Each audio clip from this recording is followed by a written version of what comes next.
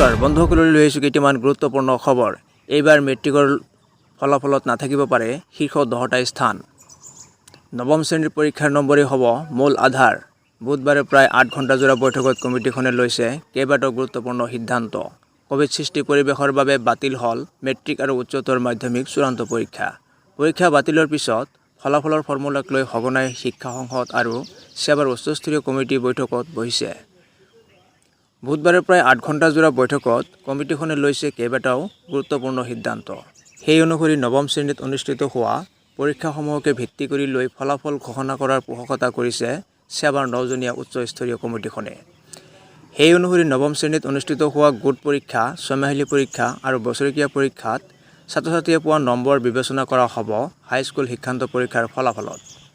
দশম শ্ৰেণীৰ পৰীক্ষাৰ নম্বৰো চোৱা হ'ব, যদিও নৱম শ্ৰেণীৰ পৰীক্ষাৰ নম্বৰ মূল বিষয় হিচাপে লোৱা হ'ব।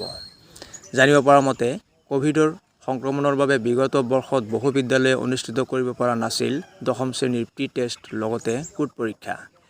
সেয়েহে নৱম শ্ৰেণীৰ পৰীক্ষাসমূহত যিহেতু সকলো শিক্ষাৰ্থীয়ে অৱতীৰ্ণ হৈছিল, তাৰ প্ৰতি লক্ষ্য ৰাখি এই সিদ্ধান্ত কমিটিখনে গ্ৰহণ কৰিছে। ইয়াৰ উপৰিও বিগত বৰ্ষত মেট্ৰিকত অনুত্তীৰ্ণ প্ৰায় 1.80 লাখ শিক্ষাৰ্থীয়ে বিষয়টো গভীৰভাৱে বিবেচনা কৰিবলগীয়া হৈছে উচ্চস্তৰীয় কমিটিখনে। যিহেতু মেট্ৰিকত অনুত্তীৰ্ণ হোৱা শিক্ষাৰ্থীসকলে পুনৰ দশম শ্ৰেণীৰ গোট পৰীক্ষা, ছয়মাহিলী পৰীক্ষা অথবা প্ৰি টেষ্ট অৱতীৰ্ণ হোৱাৰ কোনো প্ৰয়োজন নাই। সেয়েহে তেওঁলোকৰ ক্ষেত্ৰতো নৱম শ্ৰেণীৰ পৰীক্ষাৰ নম্বৰেই হ'ব মূল। বিশেষ সূত্ৰৰ পৰা জানিব পৰা মতে, এইবাৰ মেট্ৰিকত পূৰ্বৰ দৰে নাথাকিব 10টা শীৰ্ষস্থানৰ ব্যৱস্থা।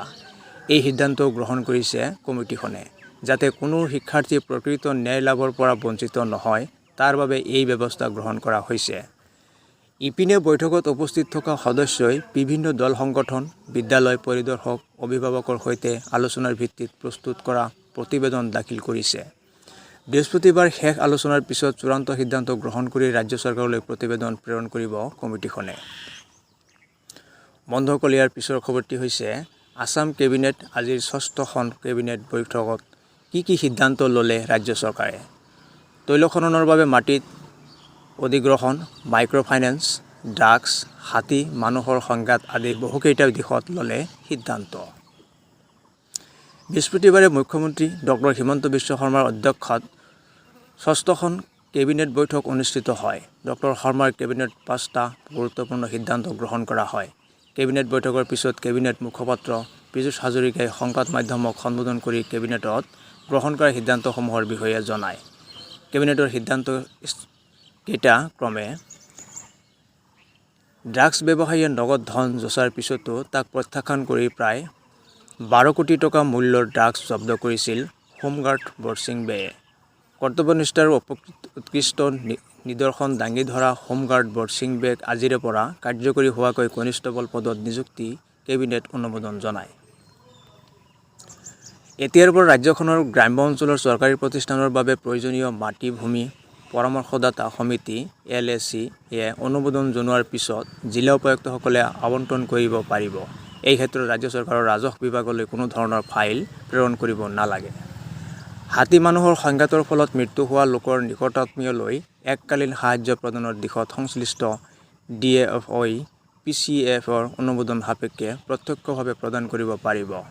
ইয়াৰ বাবে অসম চৰকাৰৰ সংশ্লিষ্ট ঊৰ্ধ্বতন কৰ্তৃপক্ষলৈ এই অনুমোদনৰ বাবে কোনো ধৰণৰ প্ৰস্তাৱ প্ৰেৰণ কৰিব নালাগে। অনলাইন ইণ্ডিয়া অথবা ONGCয়ে তৈল খননৰ বাবে মাটি অধিগ্ৰহণ কৰাৰ সময়ত মাটিৰ গৰাকীয়ে যাতে উচিত মূল্য লাভ কৰিব পাৰে, সেই সুনিশ্চিত কৰাৰ বাবে আজিৰ কেবিনেট এক প্ৰস্তাৱ অনুমোদন জনায়। সেই অনুসৰি চহৰ অঞ্চলৰ 10 কিলোমিটাৰ ব্যাসাৰ্ধৰ ভিতৰত ONGCয়ে অথবা অইল ইণ্ডিয়া ক্ষতিপূৰণ হিচাপে প্ৰতি বিঘা ভূমিত ন্যূনতম 12 লাখ টকা প্ৰদান কৰিব লাগিব।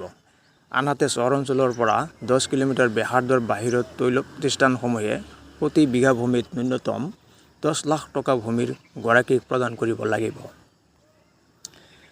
মাইক্ৰ' ফাইনেন্সৰ ঋণ ৰেহাইৰ ক্ষেত্ৰত যিবোৰ উদগনি প্ৰদান কৰাৰ বাবে মুখ্যমন্ত্ৰী ইতিমধ্যে ঘোষণা কৰিছে, তাৰ আনুষ্ঠানিক প্ৰস্তাৱ আজি কেবিনেটে অনুমোদন জনায়। ধন্যবাদ।